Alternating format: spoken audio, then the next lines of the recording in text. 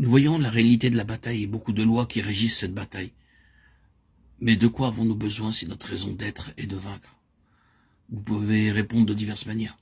Mais ce que je vois comme besoin dominant, si ce n'est la chose prédominante, est celui qui est au moins suggéré dans la première partie du premier chapitre des Juges. Là, la question est posée.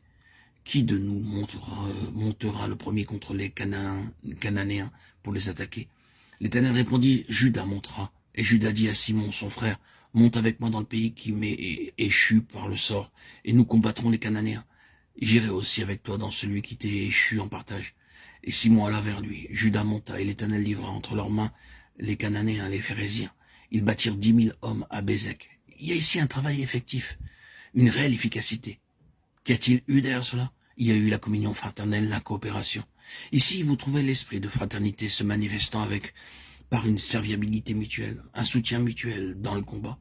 L'ennemi a maintenu sa possession et a résisté au peuple de Dieu à cause d'un manque dans ce domaine. L'une des stratégies par lesquelles il est parvenu à ses fins était de maintenir le peuple de Dieu loin d'une franche coopération spirituelle dans la bataille, de les disperser, de les diviser, de les désintégrer, de les amener à agir de manière individuelle, au lieu d'intervenir en tant qu'instrument corporatif et collectif pour Dieu, et de traiter les problèmes ensemble de façon puissante. Nous ne dirons jamais assez l'importance de cette chose.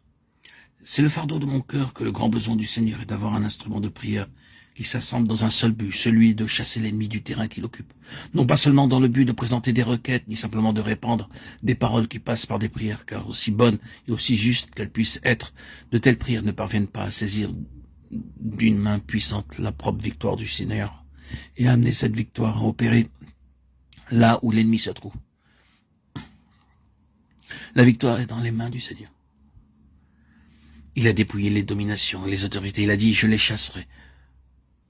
Que doit-il s'en suivre? Il faut que l'on s'assemble et dans la foi que l'on empoigne en quelque sorte cette victoire.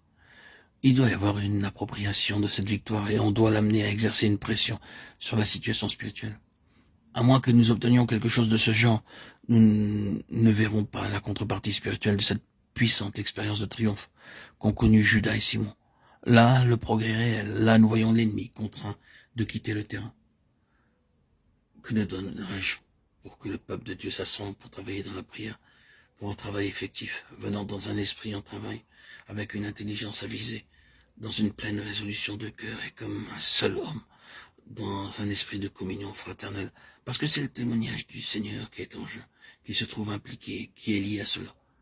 Pour cette venue ensemble et un règlement définitif des situations où foisonne l'influence satanique afin de déblayer le terrain de l'ennemi. C'est le besoin du Seigneur aujourd'hui. Je ressens que c'est le besoin prééminent du Seigneur.